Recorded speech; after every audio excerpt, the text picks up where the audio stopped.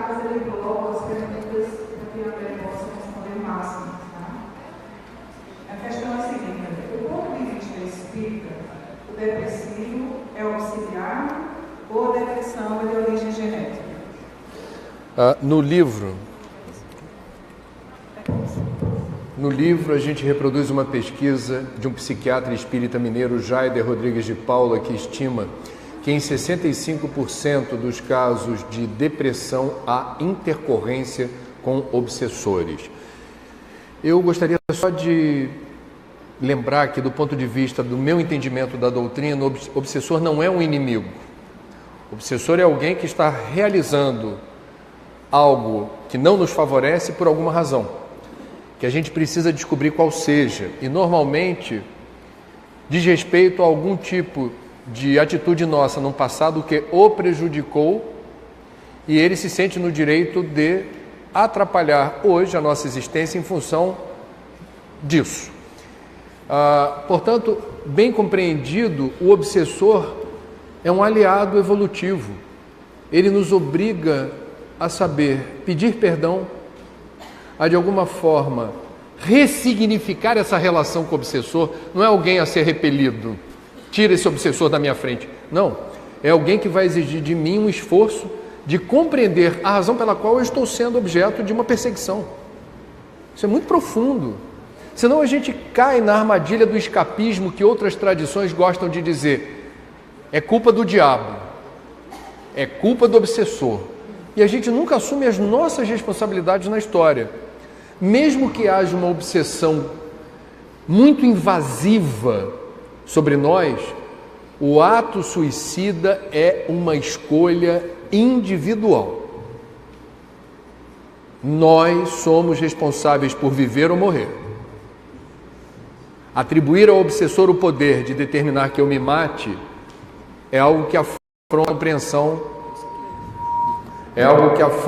a compreensão, eu diria, sensata e razoável da doutrina.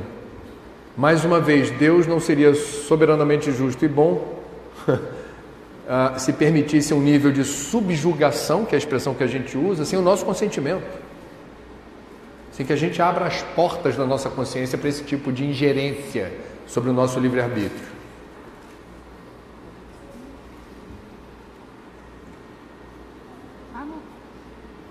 Há notícias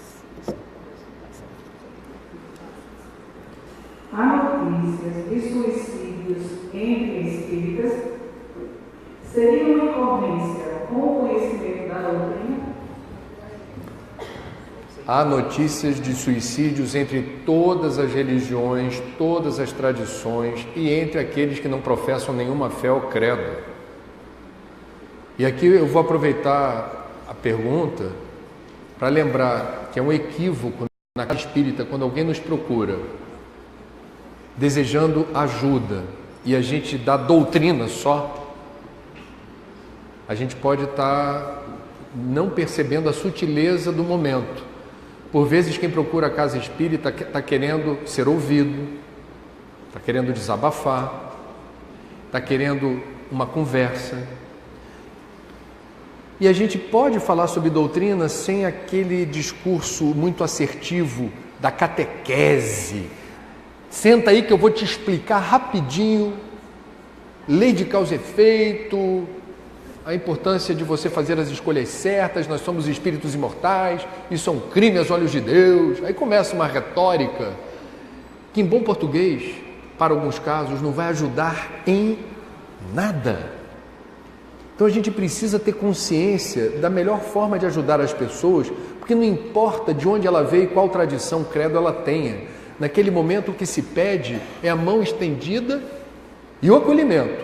E verificar se a pessoa está aberta ou não para uma conversa que pode ir na direção da doutrina. Mais uma vez, cada caso é um caso. E sim, nós espíritas também pertencemos ao grupo de seres humanos. O suicídio, infelizmente, é muito democrático. Quem é rico não se mata. Mata. A gente vai ter sim, e é importante dizer, certos grupos de risco, alguns deles eu já mencionei aqui, mas policiais soldados das Forças Armadas, quem trabalha com segurança, quem tem acesso a armas de fogo, tem acesso ao meio, é a expressão que os técnicos usam, acesso ao meio. No momento difícil da minha vida, eu já tenho facilitado o acesso a algo que pode resolver os meus problemas. Esse ano teve surto de suicídio no Departamento de Medicina da Universidade de São Paulo.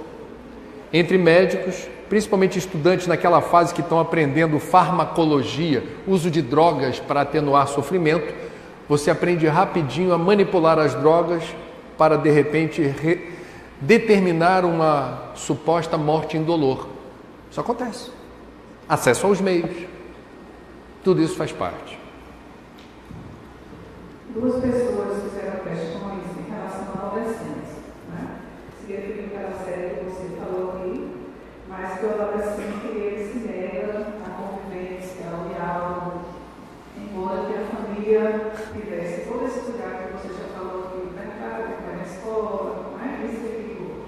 Como é que agir com esses adolescentes que não conseguem se expressar? Se eu soubesse disso. Temos filho adolescente em casa. Antes vamos restabelecer aqui uma possível explicação sobre o que é ser adolescente. É importante que o adolescente seja rebelde. É importante que ele descubra o caminho dele renegando quem antes era imune à crítica. Papai e mamãe são deuses, são a expressão da perfeição absoluta. E à medida que a criança evolui, cresce, ela vai descobrindo na adolescência que pai e mãe são crianças crescidas, têm seus erros, suas idiosincrasias, seus problemas, suas limitações. E faz parte da natureza humana o processo de autoafirmação. Então a gente tem que ter cuidado, não estigmatizando o adolescente por princípio. Esse garoto me dá trabalho, graças a Deus, é um adolescente saudável. Porque ele tem um momento de tentar descobrir os caminhos dele, as escolhas dele, meu jeito de pensar, de sentir, de fazer. Isso é importante fazer o preâmbulo. O que é ser adolescente hoje? No livro a gente aborda a questão da juventude no século XXI. Eu vou ter que resumir, senão me alongo demais.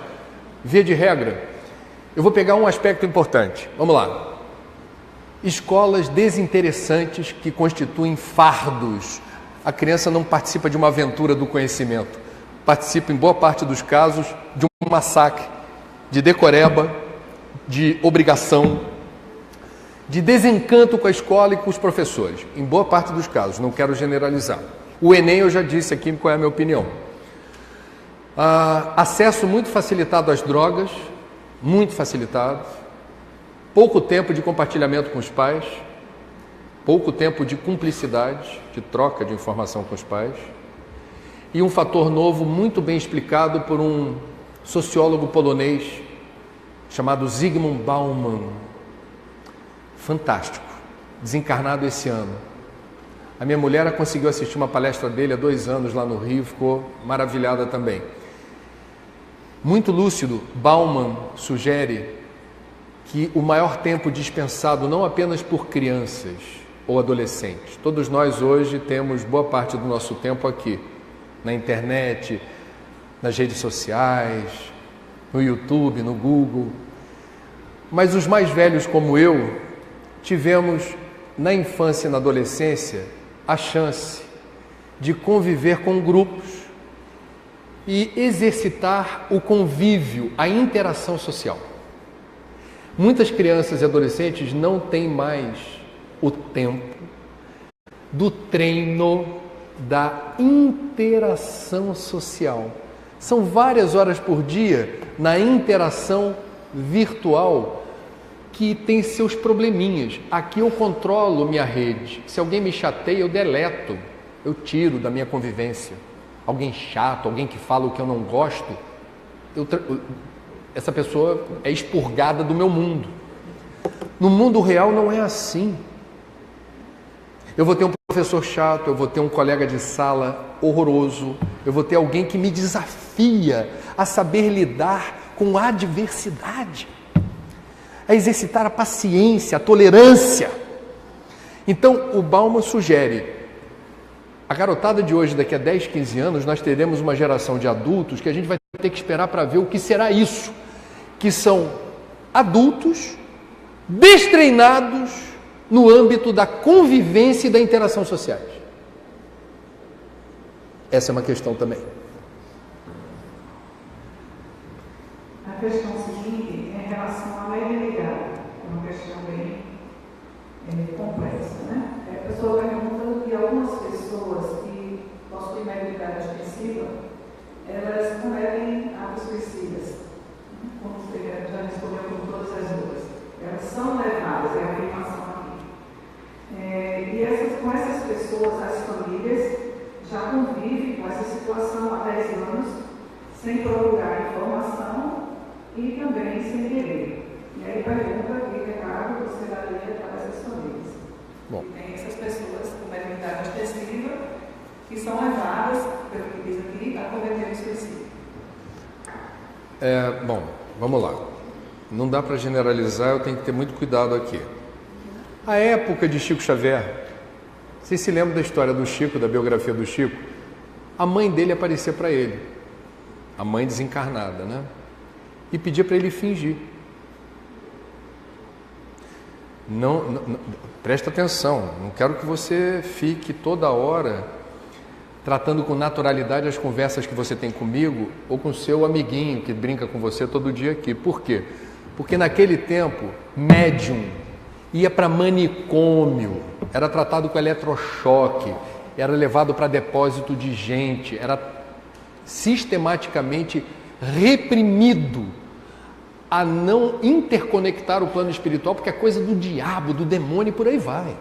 Então, naquela época, era muito perturbador ter mediunidade, porque isso não era compreendido como algo natural. Alguns mais, outros menos. Hoje em dia, a gente precisa lembrar assim, o que é ser médium? É você ter o afrouxamento do seu perispírito para o desenvolvimento de alguma habilidade sensitiva. Invariavelmente é um resgate. Em alguns casos você vai ter sim, eu diria por mérito, a anteninha captando o que acontece à volta e ninguém percebe. Mas em boa parte dos casos, mediunidade é um convite compulsório ao exercício do bem. Se você não entender por que você tem essa sensibilidade, a função dela na sua vida e para que ela serve, boa parte dos médiuns passa por perturbações, sim. Não entende as vozes que escuta, não entende as vidências, não entende sensações que vão gerar desequilíbrio. Então, quando a gente fala assim, a importância do desenvolvimento mediúnico, quem é médium e não conhece essa expressão fica assustado dizendo assim, eu já não estou gostando do que eu estou vendo. Ainda querem desenvolver? Não, desenvolvimento mediúnico significa educa a tua sensibilidade, entenda o processo, como ela se resolve e a aplicabilidade disso na sua vida. E cada caso é um caso. Então, eu não construiria de imediato uma ponte entre suicídio e mediunidade. Eu acho que qualquer pessoa com algum nível de sensibilidade mais sofisticada, mediúnica, precisa procurar respostas. Por que eu sinto isso e o que eu faço com isso? E de alguma maneira, se fizer a procura de forma obstinada, haverá de encontrar respostas e elas são em seu favor, não são contra você. A questão é, o tempo que um espírito suicida ficar preso no corpo é sempre o tempo que ele deveria ter vivido na Terra? Olha, vamos lá. Não é só o suicida que se sente vinculado ao corpo. Eu vou dar um exemplo concreto. Nós estamos no momento da história da exuberância da maneira como você se percebe no mundo de forma egóica. Então, quem é metrosexual, ele consome boa parte do seu tempo e da sua energia na Terra, modelando o corpo, como se fosse uma escultura, barriga tanquinho, pele bronzeada, tatuagem no lugar certo, fazer depilação, fazer sobrancelha, limpeza de pele, e começa a pensar em cirurgia plástica. O Brasil é o segundo país do mundo em número de cirurgia plástica estética. O corpo passa a demandar muita atenção de forma exagerada, e no momento do desencarne ocorre o quê? A dificuldade de você se desvincular do seu objeto de adoração. O que São Francisco de Assis, como é que ele se reportava ao corpo? Ele chamava de jumentinho. Com o maior carinho. O jumentinho precisa de atenção, precisa de cuidado, precisa comer bem, precisa dormir bem, precisa de carinho, precisa ser bem tratado, mas é um jumento. Em que sentido? É uma ferramenta, é um instrumento que me ajuda durante um tempo. Estamos aqui de passagem. O nosso jumentinho merece atenção, mas você não vai ficar depilando o jumentinho, não vai ficar... Gente, eu não sou contra a depilação, tá? Eu tenho que tomar cuidado. Vamos lá. Nada contra depilação, tatuagem, musculação, nada disso. Mas tudo em excesso pode gerar desequilíbrios. Portanto, a desvinculação do corpo não necessariamente está determinada pelo estoque de fluido vital. É a capacidade que a gente tem de abstrair, de sublimar, de transcender. Nós estamos aqui para descobrir o que há além dos sentidos. É um exercício espiritual por excelência. Quanto mais afeiçoado, identificado, aterrissado nesse plano, mais dificuldades eu tenho não apenas de me livrar do corpo, mas de me livrar desse plano. Quantos desencarnados estão entre nós sem se reconhecerem na condição de desencarnados? E por que isso acontece? Porque foi uma vida inteira sem fazer aquelas perguntas filosóficas básicas. Quem sou eu? De onde eu vim? Para onde eu vou? Estou lembrando do Chico, né? Morrer é fácil, difícil é desencarnar. Eu passo planejando para fazer o segundo bloco de perguntas. Vamos lá, a gente tem duas perguntas aqui, né, que basicamente elas se referem à mesma coisa, que é com relação à casa espírita. Diante de todos os fatos e evidências, qual a melhor forma ou a forma mais adequada de falar sobre o suicídio nos centros espíritas? E a outra diz o seguinte, que boa parte dos centros reluta em falar sobre o suicídio. Né? Por que isso acontece? Se a casa espírita é um lugar adequado para falar sobre esse assunto. Ótimas perguntas. Eu não posso esquecer, se você puder me ajudar, que eu acho que eu vou esquecer. A segunda.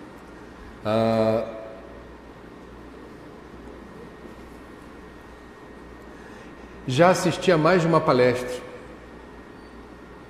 pública, em centro espírita, em que o orador, de forma veemente, jugular sobressaltada, dedo em riste, repetia trechos da doutrina, estigmatizando o suicida como criminoso aos olhos de Deus. E passava com toda franqueza uma energia vigorosa, porém constrangedora. Talvez com a melhor das intenções, mas não havia ali espaço para o entendimento do que é uma pessoa que tem ideação suicida, da importância da palavra acolhimento e principalmente da memorização do modelo. O que Jesus diria para um suicida? Ele repetiria aos gritos com a jugular sobressaltada: você é um criminoso aos olhos de Deus? Ou ele estenderia a mão e dizia: vem, vá e não peques mais? Há um dos livros, eu não sei se é de Amélia Rodrigues, que reporta um encontro de Jesus após a crucificação, o primeiro movimento de Jesus liberto do corpo, após o massacre do Gólgota, foi ir encontrar-se com Judas. Certamente não se encontrou com Judas com o dedo em riste para recriminá-lo no sentido dele ter cometido um crime aos olhos de Deus. Não. Se serve de consolo para parentes e amigos de suicidas aqui, a doutrina espírita relembra, afirma: não se pode comparar um caso de suicídio com outro. A percepção, a experiência pós-mortem, pós-colapso orgânico de um suicida é individual e intransferível. É possível que em alguns casos o suicida, eu vou dar um exemplo, uma pessoa esquizofrênica com outras anomalias de ordem mental e obsidiada, comete suicídio.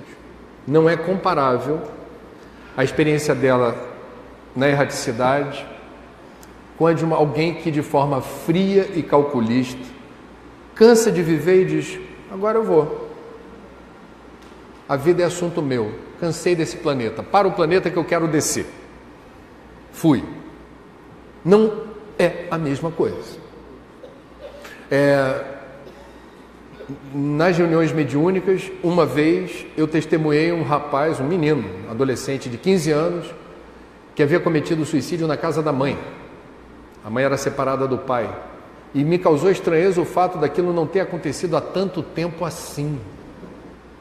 2 anos, por aí. Achei estranho ele já poder ter permissão para aparecer numa reunião mediúnica. O grupo que coordenava aquele trabalho no plano astral deixou claro: vocês precisam estudar melhor a doutrina. Esse menino, esse adolescente não está livre das injunções do autoextermínio. Ele está perturbado, está em sofrimento. Mas ele tem um estoque de merecimento pela soma das encarnações anteriores. Ele tem um grupo de amigos dos dois lados da vida que vibra, torce, reza muito por ele. E isso determina singularidades na maneira como ele transita no plano espiritual. Gente, a vida é complexa. Eu vejo no movimento espírita uma generalização esquisita. Todo suicida, aí a gente lembra do umbral de André Luiz no Nosso Lar. Parece que todo suicida vai passar exatamente por aquilo. Cuidado. No Céu e Inferno, quando Kardec entrevista 8 ou 9 suicidas, num capítulo inteiro consagrado a isso. Qual é o destino espiritual dos suicidas? Não há 2 entrevistas iguais. Eu me lembro de um pai que, num período de guerra na França, se matou para fazer com que o filho não fosse para a guerra, porque ele seria o arrimo de família. A expectativa dele era assim: fiz algo positivo, fiz algo para o bem, livrando meu filho de um campo de batalha. A intenção foi das melhores. Mas as leis que regem a vida e o universo são essas. Ele não deveria ter se matado, ele tinha uma missão, ele tinha um propósito a ser realizado e consumido na vida. Isso não aconteceu porque ele precipitadamente partiu. Ele não ficou livre das injunções do autoextermínio. O autoextermínio não está previsto como algo natural. O autoextermínio é uma deliberação individual. Ninguém nasce, como eu disse, para se matar. Agora, o destino desse pai não foi igual ao de outros entrevistados por Kardec. Há sempre a oportunidade do recomeço, não existem penas eternas. Quem partiu o ente querido pelo suicídio, se já aconteceu há algum tempo, vibra por ele. Se foi recente, vibra pelo guia ou mentor dele, para ter condições de ajudar, socorrer. E a vida segue, haverá outra encarnação. E haverá outra oportunidade dele, no momento de tensão, de angústia, de ansiedade, de desespero, fazer a escolha certa. Essa foi a primeira abordagem no centro espírita. Não é com o dedo em riste, por favor. A segunda pergunta: por que as casas? Obrigado. Desculpa, eu vou ser muito franco. É uma conversa entre amigos. É um absurdo imaginar que uma casa espírita, por puro preconceito, não coloque na pauta dos agendamentos das palestras públicas o tema do suicídio. E é um absurdo que a gente tenha qualquer pudor ou constrangimento em tratar desse tema, porque esse tema é um tema capital. Poucas tradições, religiões ou filosofias espiritualistas teriam a profusão de informações sobre a realidade do espírita ou do espírito no plano espiritual quanto a doutrina espírita. E a gente vai sonegar a informação? Por qual motivo?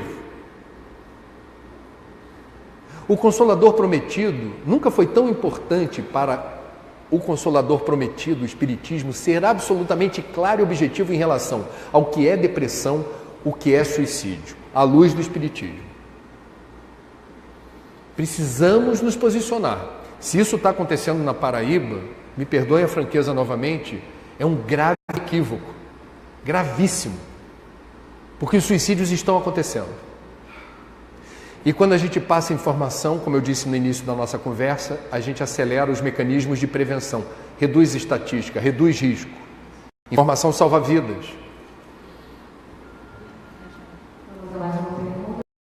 A depressão considerada uma anomalia segundo a Organização Mundial de Saúde, então pode-se considerar que a depressão seja hereditária, e aí ele exemplifica na família da minha madrasta, 4 pessoas com depressão cometendo suicídio, karma ou doença. Bom, vamos lá. Já falamos aqui que uma descoberta recente na área da ciência médica é que sim, existe a possibilidade de transmissão de carga genética da depressão. Não é um determinismo, existe uma probabilidade grande de uma transmissão genética daquilo que causa ou expõe a depressão, ok? Portanto, essa informação vale ouro por quê? Porque se na minha família tem casos de depressão, qualquer comportamento anômalo está no meu radar, que existe a probabilidade ou a chance daquilo aparecer como depressão. Informação importante. Quem fez a pergunta, por favor, não considere depressão igual para todos. Existem vários gêneros e gradações de depressão. Depressão profunda não é o caso de todo mundo que relata ter depressão. Existem as depressões mais leves, que são demandantes de atenção, mas são mais fáceis de resolver. Depressão não tem cura, tem tratamento. No livro a gente cita trechos de uma obra que eu recomendo, chamada O Demônio do Meio-Dia, de um jornalista do New York Times, depressivo, chamado Andrew Solomon, meu xará, best-seller nos Estados Unidos. País consumista, rico, assim de depressivo. O que o Solomon diz com muita clareza? No meu caso, a depressão é um desafio de todos os dias. Há momentos que eu estou bem, há momentos que nem tanto, e eu sei que eu preciso estar vigilante. Mas é como uma dança. Quem conduz a dança sou eu. Estamos os dois no palco, dançando. O que eu aprendi com a depressão? Ele diz: quem puxa a dança e determina para que lado se vai, sou eu. Então, aprender a lidar com a depressão, lembro o Divaldo falando da angina. Não sei se vocês se lembram dessas historinhas do Divaldo. A angina, ele conversa, né? Tem a dor no peito, diz que a angina é barra. Aquela dor no peito, tem que fazer palestra, tem que viajar, tem que ir para lá e para cá. O Divaldo, vez por outra, sentindo a pontada da angina, fala: angina, faz isso comigo não. Hoje a agenda está apertada, dá uma trégua para mim. É o jeito divaldiano de lidar com essa dor. O importante não é que jeito, é que você descubra o seu.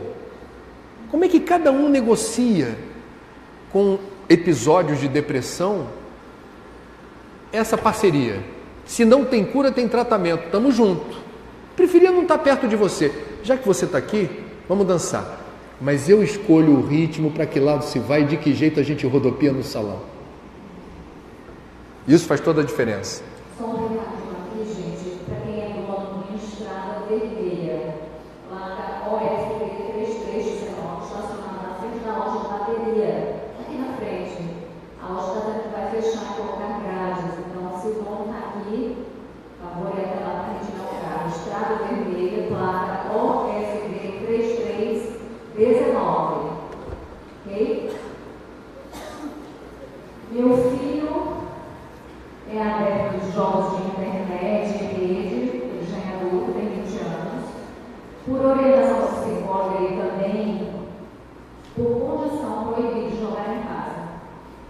está meio depressivo e eu quero que esteja com ideias suicidas. Como é que eu posso saber? O psicólogo recomendou que ele não consuma mais nenhum tempo com jogos, videogame? Só diz o seguinte, o psicólogo, por orientação e também por convicção, proibir em casa. Bom, vamos lá. Não há nenhum estudo conclusivo de que os videogames violentos promovam a repetição do ato violento na vida real. Tudo em excesso faz mal. Portanto, consumir várias horas do dia em games, violentos ou não, bem não faz.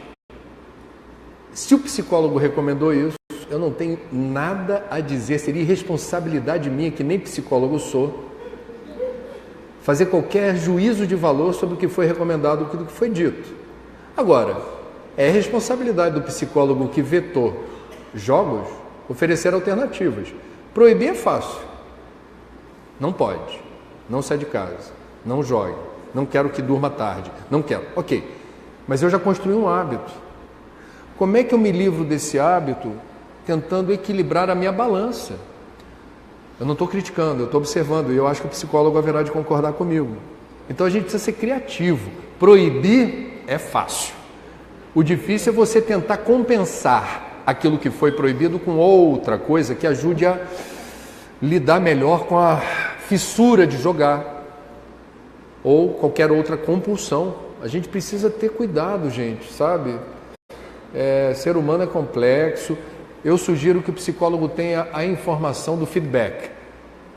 Como é que o seu cliente está lidando com essa proibição e especular sobre a possibilidade de rotas alternativas do consumo de tempo e energia para aquilo não se transformar num outro problema. Mas repito, a autoridade aqui não sou eu, é o psicólogo. Porque a dor não é compreendida como satisfatória para dar ânimo à vida, mesmo tendo compreensão espírita. Porque a gente não é máquina, a gente não é robô. Eu vou dar um exemplo. Nós espíritas dizemos com orgulho, a morte não existe. Aí morre um ente querido. Aí tem espírita que tem vergonha de sofrer. Diz assim, eu vou aparecer no velório de branco, rindo de orelha a orelha, consolando as pessoas dizendo, ele se libertou. A lagarta virou borboleta. Sorria. A morte não existe. É um comportamento normal? Não é por quê? Porque nós somos espíritos encarnados. E nós nos relacionamos uns com os outros também na matéria. A gente gosta de abraço, beijo, colo, cafuné, massagem no pé. A gente gosta de ouvir a voz da pessoa. A gente gosta de ver a pessoa por perto. Aí essa pessoa, na sua resolução física, desaparece. E eu vou no enterro ou na cremação. Não importa se eu sou espírito ou não. É claro que há a perda de um ente querido. Que, diga-se de passagem, é o gênero de estresse mais importante na humanidade. Eu achava que era ser jornalista. Mas é perda dos entes queridos. Portanto, todas as pessoas com quem eu conversei sobre dor reportaram a importância do luto. Não é o luto sacramental dos católicos. O luto é o tempo que eu vou precisar, e cada um precisa do seu tempo, para lidar com a perda. Porque eu vou ter que ter um tempo para descobrir como é que o meu jogo segue no tabuleiro sem aquela pecinha que não está mais presente na sua resolução material. Não é feio sofrer pela perda do ente querido sendo espírita, espiritualista, católico. Deus, a vida continua. Ok, não estamos discutindo doutrina. Eu estou sofrendo. Porque eu não vou conseguir dar o abraço mais como eu gostava, não vou conseguir ver a pessoa como eu via. Eu sinto falta dela nessa resolução material também. Me permita, porque se eu fosse muito mais evoluído a ponto de não sofrer com a perda do ente querido, eu não estava nesse planeta. Eu estava nas Pleiades. Eu estou na Terra. E esse tempo conspira em favor da saúde. Quem não respeita o luto pode estar fabricando doença. É o que dizem os psicólogos, é o que dizem os psiquiatras. Portanto, seja espírita sem renunciar à tua convicção, se permitindo o luto, se for o caso. Fatos políticos fazem com que o espírito deixe de se pronunciar, caso o reitor da Universidade Federal de Santa Catarina e há mais vazamentos dessas circunstâncias? Não saberia dizer, esse caso foi horroroso. Ao que parece, esse reitor foi injustamente acusado de desvio de dinheiro na Federal de Santa Catarina. E ele sofreu tanto com essa injustiça, ele foi preso. Ao que parece, negligenciaram o direito dos advogados dele visitarem. Foi uma soma dos erros. E ele não resistiu, ao que parece, a tanta pressão, tanta dor, e cometeu essa tragédia. Leitura espírita dessa situação. Por que esse reitor passou por tudo isso? Não estou fazendo juízo de valor. Estou fazendo uma reflexão doutrinária. Todos nós, ele poderia, por exemplo, passar por isso, sair inocente dessa história e vir a público denunciar o arbítrio do pré-julgamento. Prestaria um serviço de utilidade pública. Eu quero lembrar um ex-ministro do Fernando Collor de Mello, de saudosa memória, chamado Alceni Guerra, ministro da Saúde, foi acusado de participar do escândalo das bicicletas, superfaturamento, etc. Foi execrado do governo, passou anos no obscurantismo, ninguém sabia onde é que ele estava, de repente, numa eleição, virou prefeito de Pato Branco, no interior do Paraná. Ele foi inocentado pela justiça. Nada do que se disse contra ele se confirmou. Primeira entrevista que ele deu como prefeito eleito de Pato Branco, chorando, ele disse: pensei em me matar, porque denegriu o meu nome, o nome da minha família, calúnia, difamação, e quando se comprovou que eu era inocente, o mal já estava feito. Ele conseguiu se eleger prefeito, ele deu a volta por cima, e o que ele disse serviu de lição para a imprensa, para a justiça, para um monte de gente. Vocês se lembram do escândalo de uma escola infantil em São Paulo, onde surgiu a acusação para o casal que administrava a escola de abuso, maus tratos? A escola foi fechada. Esse casal foi execrado da sociedade de São Paulo. Inocente. Então vejam a experiência dura, a prova ou expiação da calúnia e da difamação. De qualquer maneira, o suicídio não seria, como já dissemos, a resposta adequada. Então, na abordagem, a pergunta é essa: qual é a forma certa de cobrir o suicídio num caso como esse? Esse caso do reitor da Federal de Santa Catarina é tão específico, com tantas singularidades, que eu teria até uma dificuldade de dizer qual seria a melhor maneira de cuidar desse assunto. Claro que tem um meia-culpa da imprensa, jornalista que não checa a informação, destrói vidas. Ele tem essa capacidade, quando aquilo se propaga.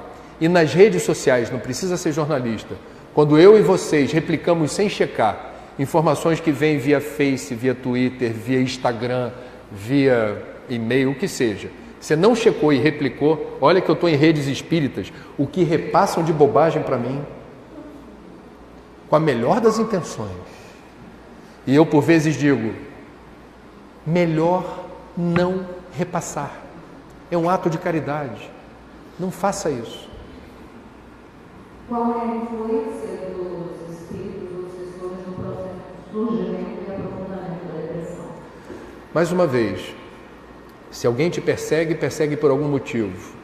Nós temos amigos, esquece o obsessor, seus amigos, pensa nos seus amigos, pessoas que você confia, que você compraria um carro usado, sem checar o motor.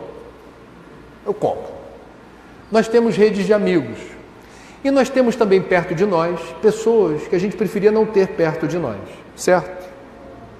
Assim também é no plano espiritual. Nós temos amigos, parceiros, que gostam da gente, protegem, ajudam. E temos pessoas que não vão com a nossa cara, querem nos atrapalhar. Aqui eu vou abrir um parêntese. Me desculpe a sinceridade, mas vai ajudar a entender a questão.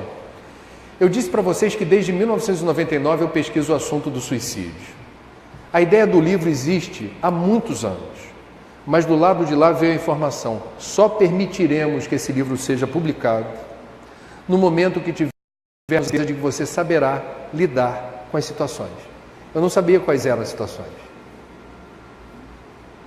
É evidente que quando a gente fala de prevenção do suicídio, estamos incomodando interesses. Óbvio. Interesse de quem? De quem quer ter o acesso facilitado ao desequilíbrio e à perturbação de quem não gosta. Então, a gente precisa ter a noção exata de que Deus não seria soberanamente justo e bom se nos abandonasse a própria sorte. Ajuda-te e o céu te ajudará. Faça a sua parte, da melhor maneira possível, com todas as suas imperfeições, vícios, idiosincrasias, limitações. É o certo, é o que você de coração aberto acha que é o correto. Não há nada a temer. Não há nada a temer. Então, em vez da gente ficar especulando o que o obsessor pode fazer comigo, o que meus inimigos podem fazer comigo, quando você fica obcecado por essa ideia, você se torna vulnerável, você entra numa faixa vibracional que te fragiliza. Se você antes de sair de casa diz assim: será que eu volto? Eu posso ser atropelado? Eu posso ser assaltado? Eu posso ter um ataque fulminante no meio da rua? Pode cair um piano na minha cabeça? Você vai ter batimento cardíaco acelerado, pressão arterial elevada, sudorese. Você está se auto-boicotando metabolicamente. Isso é provado, a ciência prova. Você tem a capacidade de se condicionar dentro de uma faixa de conforto que te favorece no trabalho, no amor, no lazer, quando é voluntário, aqui e ali. E você tem a capacidade de se boicotar. Então, eu entendo o alcance da pergunta. Evidentemente, existem estratégias para te favorecer, que os seus amigos encarnados e desencarnados se mobilizam e se prontificam para te ajudar, e haverá as estratégias que não te favorecem. Tem gente querendo, não vai com a tua cara, de alguma forma vai querer te prejudicar. Você vai ficar perdendo tempo especulando sobre isso?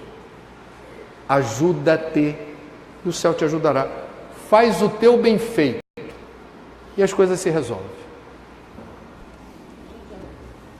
Gente, algumas perguntas, elas não têm a ver com o contexto, com o tema de hoje, tá? Então, nós estamos fazendo as perguntas que têm a ver com a palestra, que têm a ver com vida, suicídio, depressão.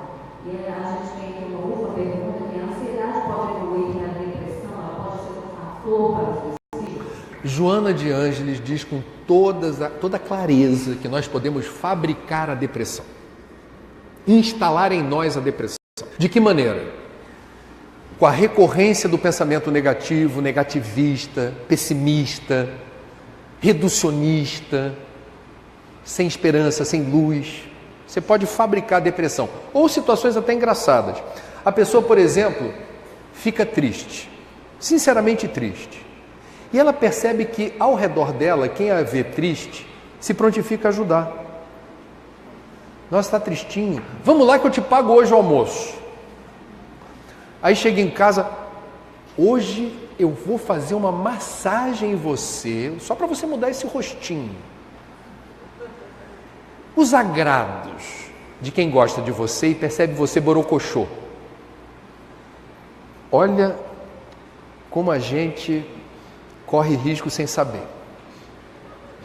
Você gosta da forma como te tratam melhor quando você sinaliza estar baixo astral. E aí você, caprichosamente, repete a sinalização de desconforto. Para quê?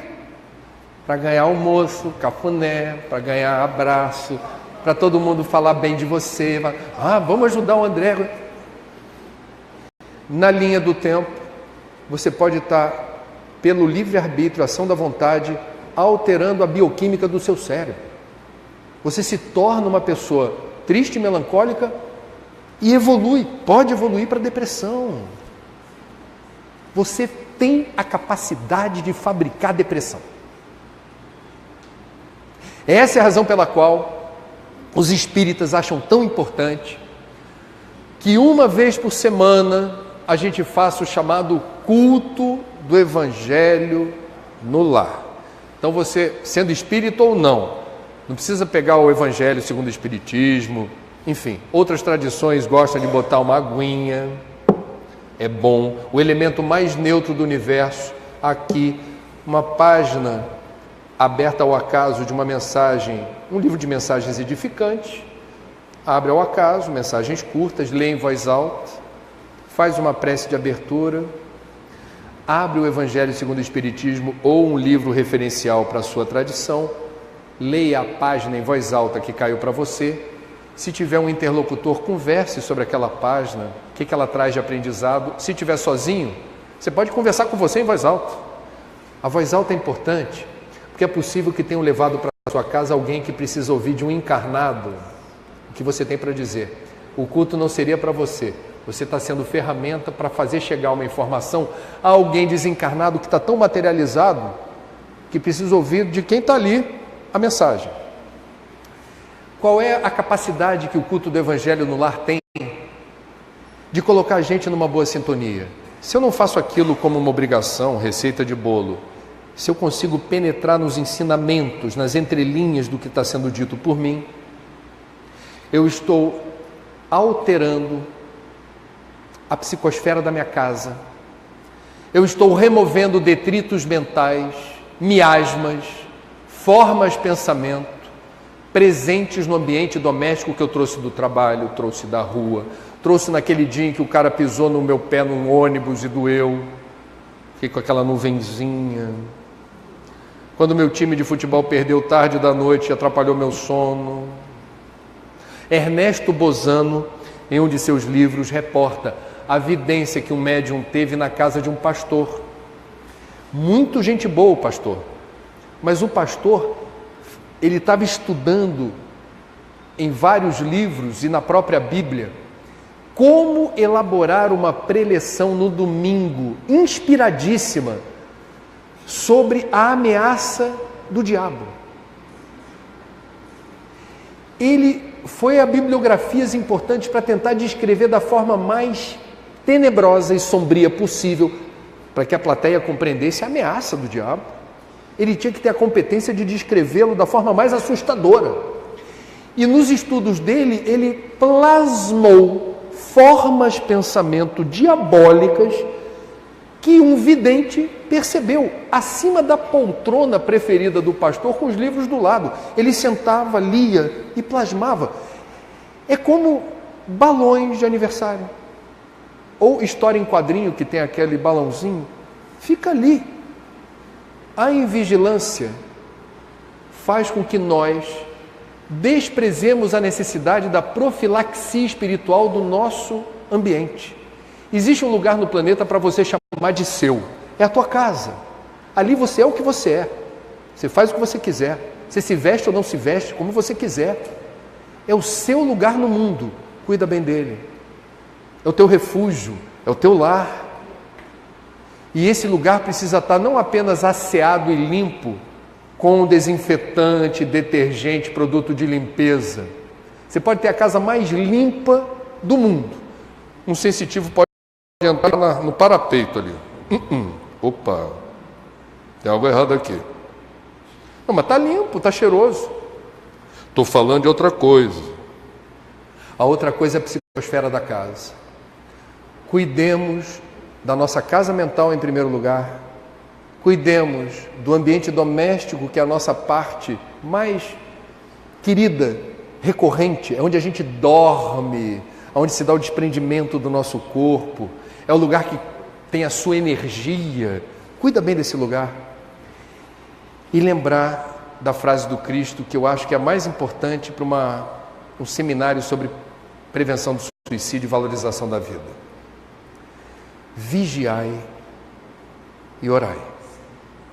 Vigiai e orai.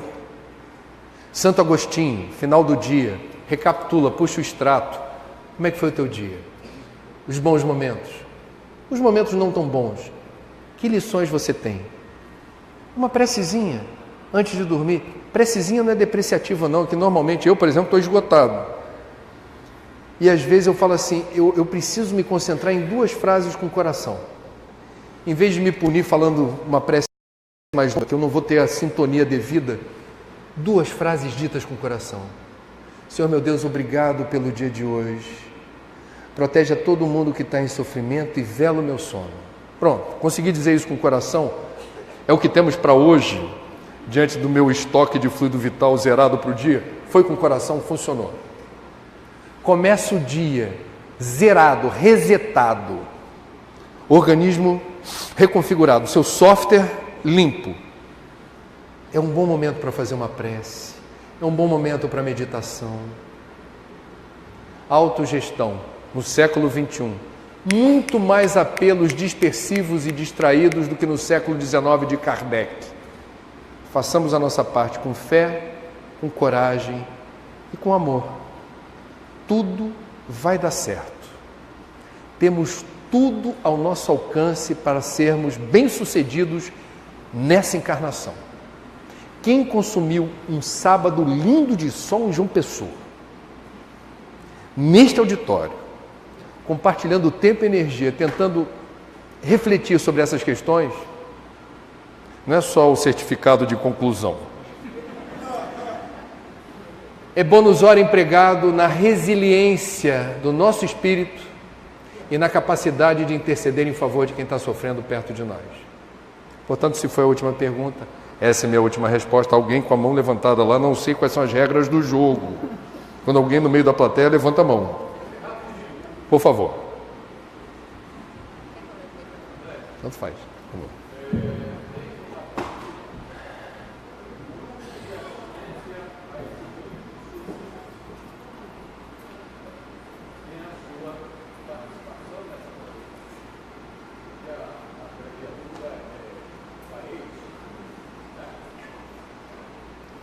Eu não participo, tá?